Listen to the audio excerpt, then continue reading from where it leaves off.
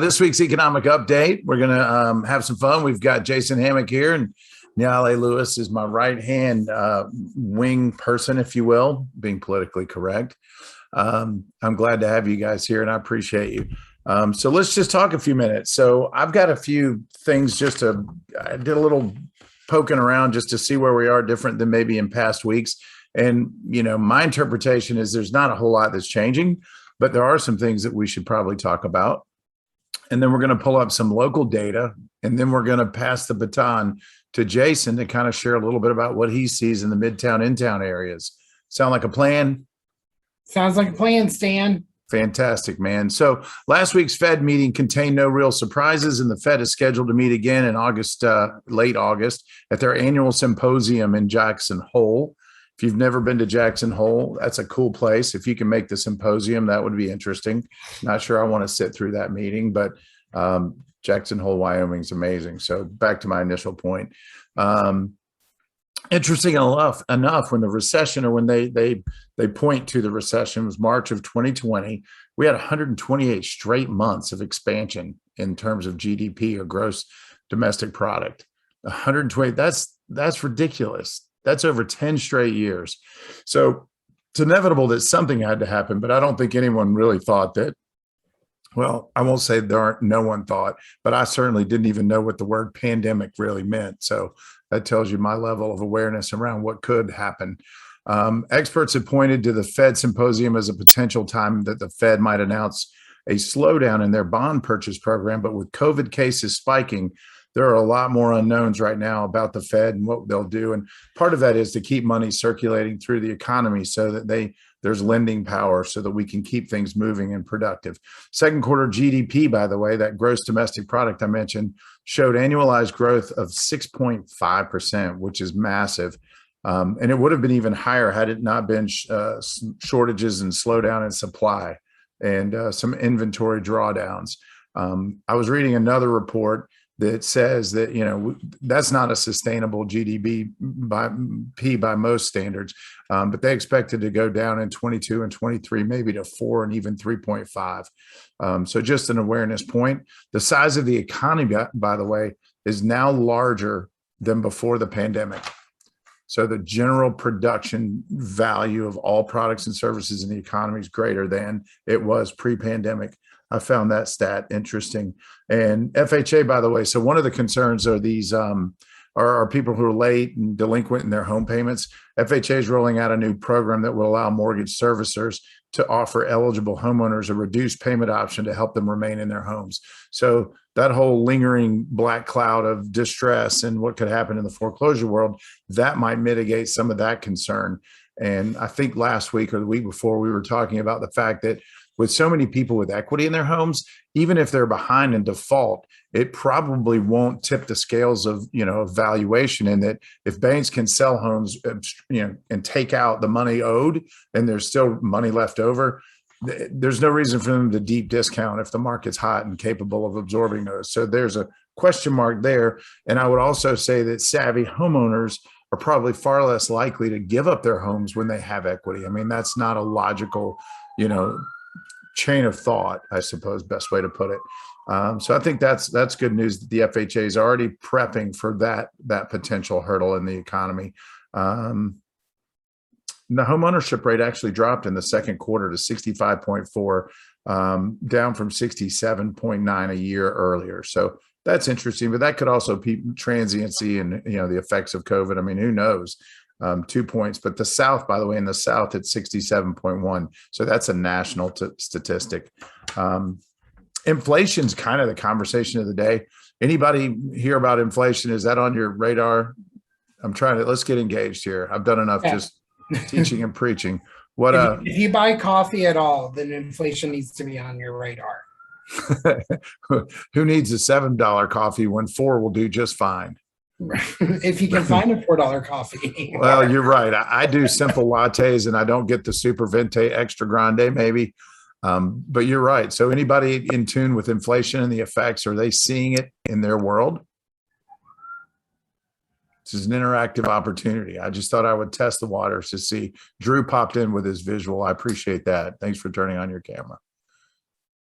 No Jan- balance. Janice is talking, but I think Gotta she's hit unmute. Janice says, I got an expensive greens. I do helping." much water. Nice. Well, inflation is nothing more than rising costs of goods and services that creates an affordability gap. And so It definitely went up. there you go. So right now, I don't think anybody's skipping their expensive coffee, but at some point there is a tipping point that could happen if prices continue to rise. I think gas is a good example right now of to fill up your, I don't know what you guys are seeing, but it used to be $50 on my sport utility when I'd pull in with my wife's truck. And I think the other day it was like $85 or something just unfathomable. And frankly, we live in a pretty sophisticated, successful environment. But when you stop and think about, maybe the average person that's making 12, 15 bucks an hour, who's got to drive an older pickup that's fuel inefficient, 30 minutes both ways or each way to a job. I mean, that could be a deal breaker. So there is a middle class concern around inflation. There's also some prognostication or predictive intellect around the fact that it might not rise as badly as some of the naysayers are saying, and that as supply eases up and prices come back down, some of this is driven just supply chain driven. And then in some cases, I think people are taking advantage of the narrative attached to where we are and are just, if everybody now finds it acceptable that prices are going up and it's part of the supply chain, I won't say excuse because there are valid reasons that it exists, but I think some people are also taking advantage of the market of the moment. And, when supply's down, demand's up, you can raise prices and get away with it. Yeah. So anything to add to that, Jason? Anybody on the? I mean, it boils down to even like cereal and things like that. And, I read an article a couple of weeks ago how the price of lumber has started to go down, but we don't see builders reducing the prices back down because people are continuing to pay for it. So, like you said, if people are willing to pay for it, the supplier doesn't have to reduce the price.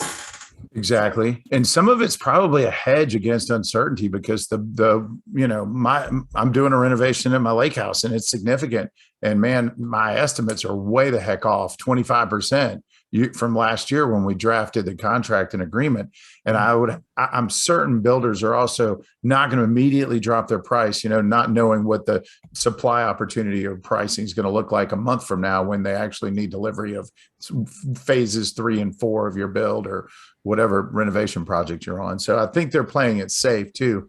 And a lot of builders are reverting to cost plus as a primary motive or have, and all of them now, I believe, have language in the contract and something as a real estate professional you should be careful about that just says that any excess expenses will be deferred to the buyer, which again, affordability comes into play and interest rates, if they go up and then all of a sudden prices go up and they roll that cost into it might take them right out of the house they thought they were going to buy from an affordability perspective. So if my advice there on new constructions is read the contract carefully, consult a professional, even a legal, representative, and make sure that your clients are prudent and don't get emotionally wrapped up in the excitement of the moment, only to regret it later if variables don't play out as you suspect or expect. Makes sense. So the good news is unemployment continues to eke its way down. And at one point, I think it was at 15%. Now it's down around 5%. One thing to keep in mind, though, that doesn't include underemployed or marginally attached employment, which is an interesting segment that I don't know how you poll for. Like, if what do you call everybody that's employed and go, hey, do you really love your job or you just need a paycheck? Or possibly people who've accepted jobs that are lower than really what they need or, for their lifestyle and their financial need, but do so because it's what's available. I'll tell you this, as much as there is underemployment, there's also an entire sector that's suffering in the service industry and in the restaurant business. And I don't know about you guys, but it's so frustrating to go to dinner, walk in and they tell you it's going to be 2 hours and you look around and there's 10 or 12 empty tables. And, they're just trying to control the flow, not to disappoint you. And I'm like, hey, disappoint me. Let me sit down and order a couple of drinks. But unfortunately, it doesn't work that way. They're like, we don't have the staff to cover it. Anybody having that experience besides me? Maybe it's just where I go. Oh, good. Thanks, Drew. Drew, you're it. By the way, you're my star student today. And I appreciate you. Janice, you're right up there with him. So don't fret. We're friends for life. So that's what I kind of have on unemployment. I do think things are going to get better and continue to improve, but I also wonder on the inflation side, the effects of, all inflation again is the difference between what you pay and the value of money. And we printed a lot of money late. So I do think we're going to see a shift and going to see a settlement of value and perception, which could lead to consumer confidence concerns, which kind of tips the scales in a lot of directions. But anything to add, Jason? No, I mean, I think, all things considered with 2020, I'm shocked that we are where we are. And I might be an idealist, but I think the Fed has handled it extremely well from an economic standpoint to just keep us from crashing and burning. Yeah. And the money that we printed a lot of money. Yes, you're absolutely right. But I think that there is a counterbalance on their plan for us recovering from it without the inflation going completely through the roof. Well, if consumer confidence is the end game for them and people continuing to spend and infuse capital into, to help support that whole trickle effect of how money has to work for everyone to win, they're killing it. Because right now, I don't know about you, but you can't find a used boat on the market. You can't find a new boat. And I mean, there's just name an industry right now, everything's selling out. So consumers are certainly, and maybe we're not terribly bright, and that could show up later in terms of our decision-making chain. But right now, people are spending money still. I saw a commercial today for a car dealership, and they're like, it's our annual, 2021 sale. And I'm like, what? There's no inventory. What are you talking about? And they were offering a whopping $500 in owner cash for incentives. And I'm like, I wouldn't even pay for an air freshener. Think so, That's funny. Yeah. But that's the supply chain. Yeah, that's two sides of the equation. One, people are excited to still consume, and then there's less supply. So it's the scales tip in both directions, and maybe the mitigated result isn't as daunting or damaging as some might wonder. And we keep suppressing interest rates. The cost of money is cheap. The only problem is it's hard to invest and make a lot of money in your bank account either. Right. So yeah, yes. Hey, sorry, it's Mandy. I look terrible, but I went on video for you. So Thanks. I can't remember where I've heard this, but I feel like I want to say it was on here. I don't remember, but talking about supply chain and cars and everything selling out, right? Well, I heard like at some of the ports, there's just cargo ships lined up and they can't even get in. So, so I'm wondering what else is on those cargo ships that we need, so that might have obviously a factor in what we're saying. Yeah, it absolutely could. In fact, it's funny because I mentioned I'm renovating the lake. We're doing a complete kitchen overhaul. And, this is kind of a one and done last run at it. And I don't normally buy Viking or super high end appliances, but my wife and I kind of decided to splurge. And we're like, again, back to the consumer, we feel good about things. We've had a good 10-year run. So we ordered it. And apparently there's like the refrigerator we need has one screw and I don't even know what it is, that they can't get anywhere. And that they're like scouring the universe trying to find a replacement option for one piece inside of the big piece. So to your point, can you imagine there may be 50 boxes of those on that very ship? I hope they unloaded. Yeah. So that's what I've heard. They're just lined up, like in California is where I heard it, out at like Long Beach, one of the big ports out there. So I don't know if it's unions or COVID or backed up. Who knows? Well, thanks for the share. And it's not like we haven't had, it's been quite a few months since everyone kind of went, okay, we better start creating and producing product. This isn't going to be, this black hole for life. And so lots of folks have been trying to play catch up. So it takes a number of steps along the way. And I heard this too, that a lot of the people that are creating these products they all took a deep breath and panic moved and decided to liquidate their inventories, current inventories, and didn't produce. And then there's the gap that had to be, corrective measures to fill. That makes sense. Yeah. All right. Well, it's smart. I mean, why continue to spend money if you don't know that you have a buyer? And that was the first few months of March to probably, midsummer last year. Cool. All right. Let's pop up the local stats and have a gander. There we go.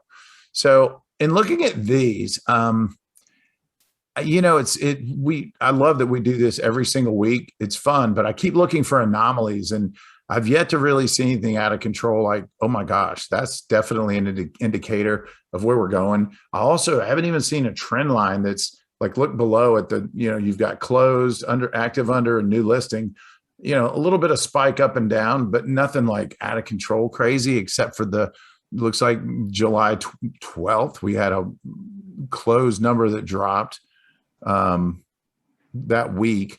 But other than that, I mean, it's kind of steady, Freddie, and they're all kind of reasonably interrelated. If you pan back up, we can go through the raw numbers. 8-9, we're looking at 1,213 new listings. That's good, since we had 3 months of dropped, with fewer. And we keep thinking, man, how are we going to generate more supply side? So, I mean, it's still not a game changer, but it's better. Pendings are up. In fact, pendings were about as high as they've been. 1,152 against 1,900, 1,195, 14. We did better about a month ago. Expireds are kind of in line. We had a surge, and I'm not sure. Maybe everybody was on, May, June, July, August, or June, July, August. Maybe there were 90-day listings that there was a lumping of them. I'm not sure why 188 back to 84, which is in line with the last month. But all in all, it's kind of steady, Freddie. And so again, as a real estate professional, I think I would be thinking in terms of just, how do I get my unfair share? Because it doesn't look like there's a massive change in supply and demand of opportunity for you to sell houses. So you need an extra couple of transactions a month, and you'll live probably a wholesome, successful financial life in our industry if they're at the right sales price. Anything to add to this, Jason, that you see? I sent you guys some screenshots earlier today. So I have a search set up for just inside the perimeter. And last week, 1,152 new listings in all of FMLS, 431 of them was inside the perimeter. That is a disparity for sure. So if you're one of our agents outside the perimeter, there's a density inside, but there's 41 FMLS areas. It's a massive footprint that gets counted in that total.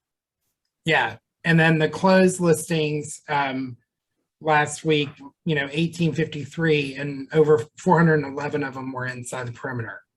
So it's just interesting to see how much activity is happening inside 285 versus outside 285, or ITP versus OTP. The other thing that I just think is really weird about the little graph down below is how volatile the closed line is and the under contract line is, but the new listing line is not. Yeah.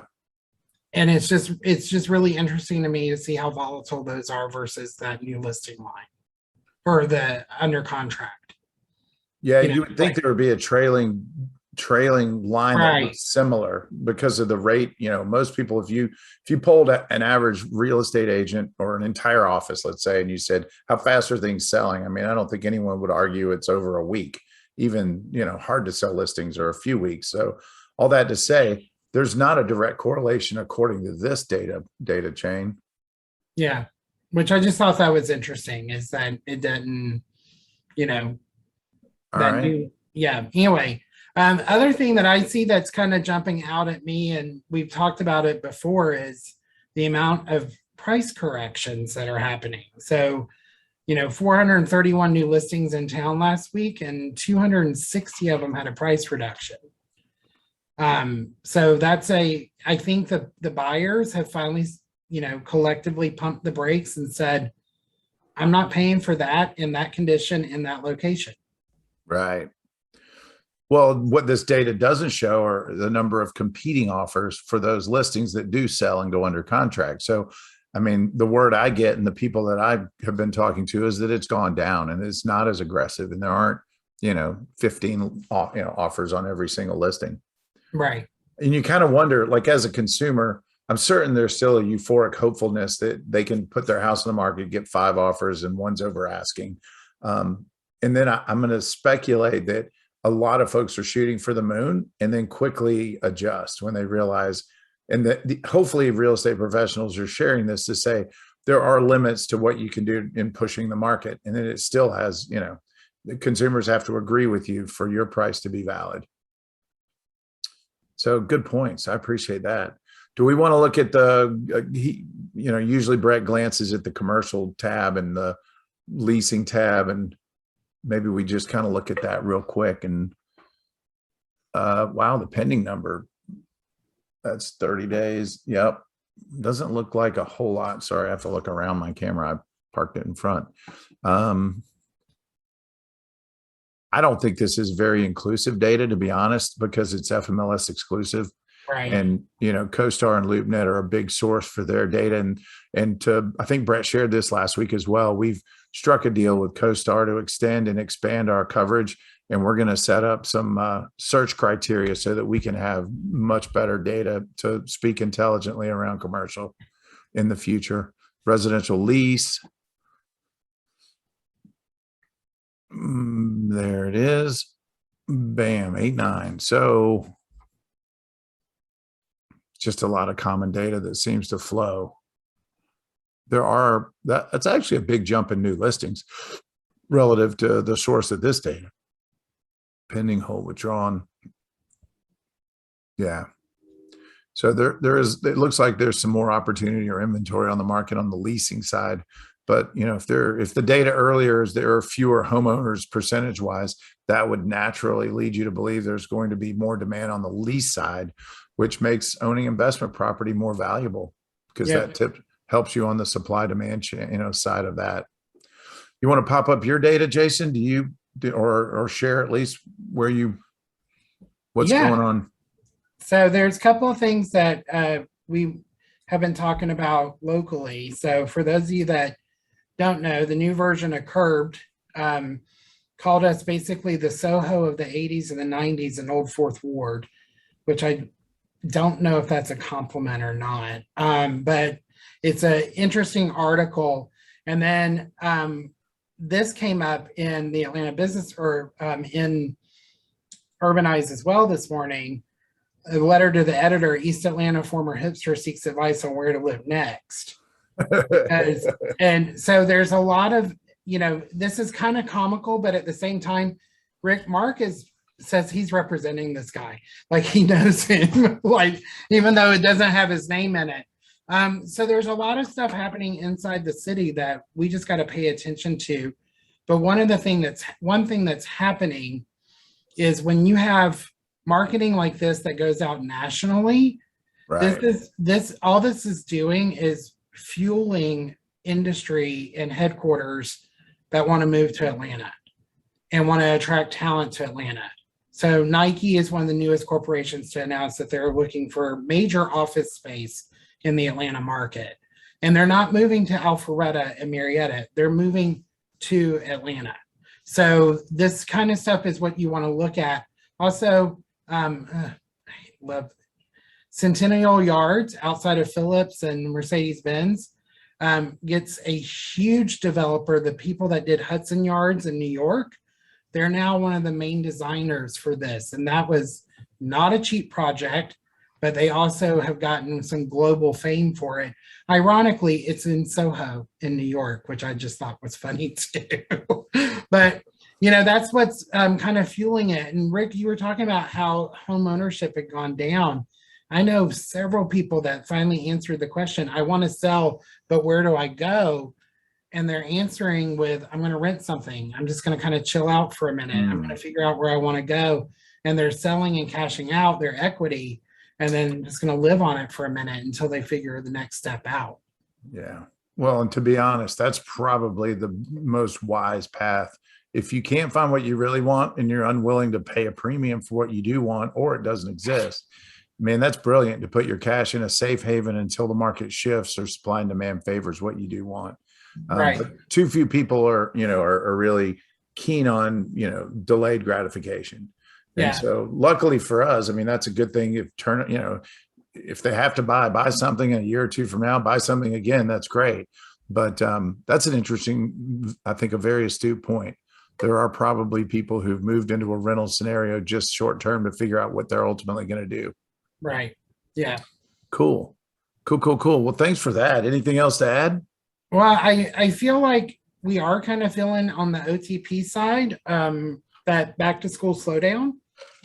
Maybe that's a little bit of what's going on with the new listings OTP. But the in-town market is still doing what it's doing, and condos are picking up as well. Yes, So it is. condos had taken a little brief when people were like, I can work from anywhere.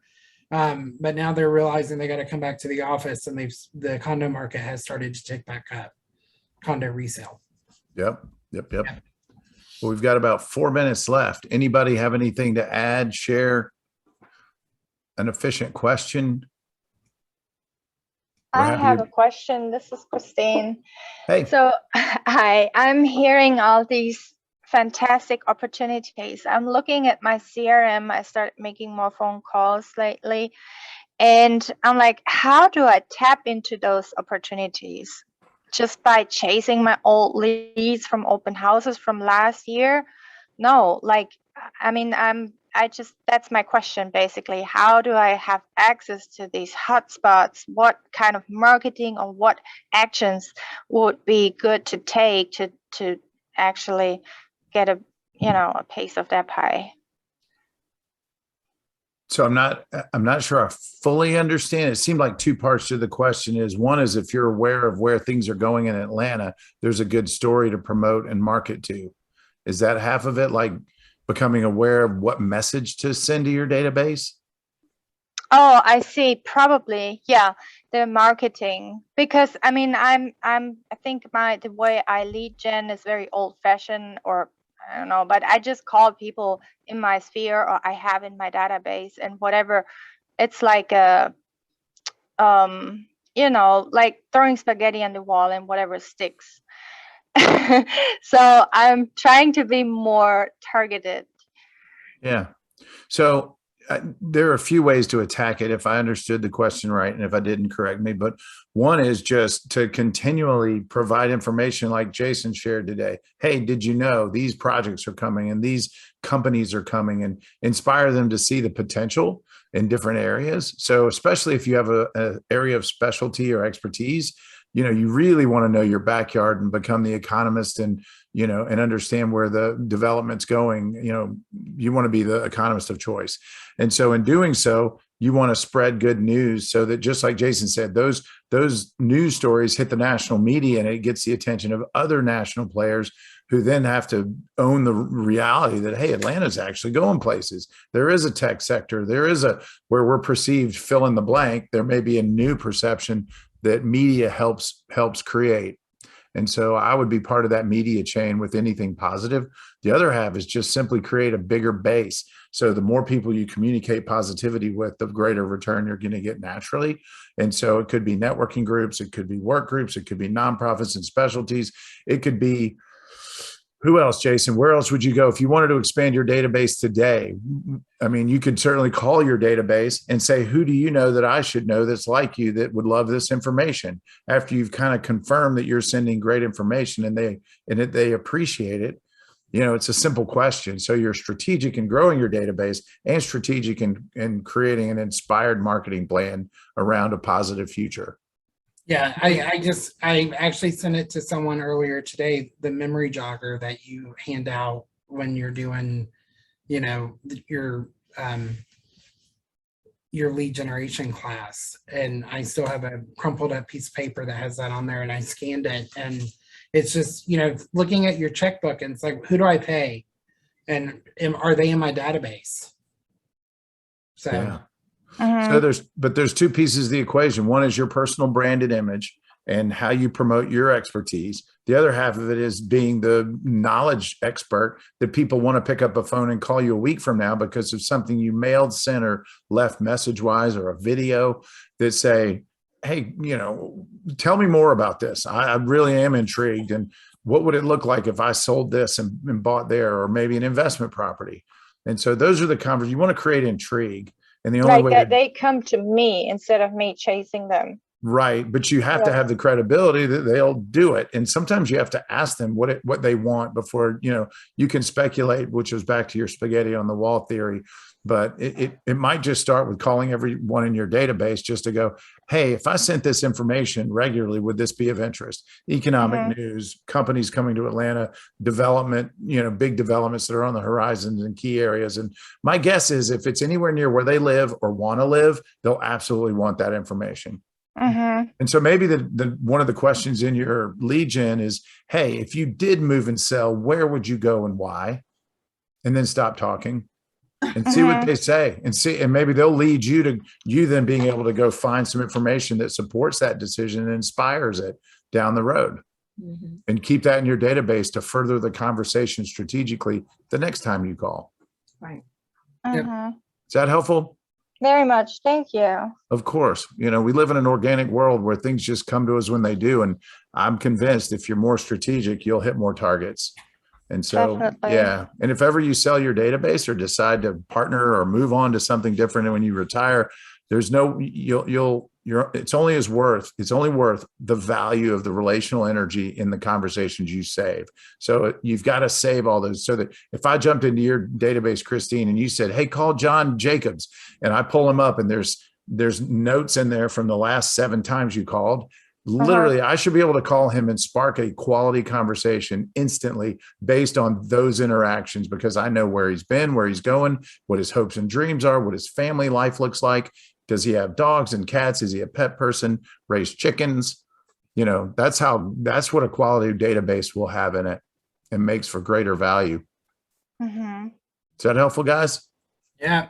If I pull up your database and his phone numbers and names, it's not transferable. Gotcha. It's only good for what you know in your head and heart, and you'll never retire if it's all in your head and heart because you'll have to keep doing the work. Yep. Cool, guys. All right. Thanks, Have Rick. an awesome rest of the week. See ya. Bye. Bye. Bye-bye.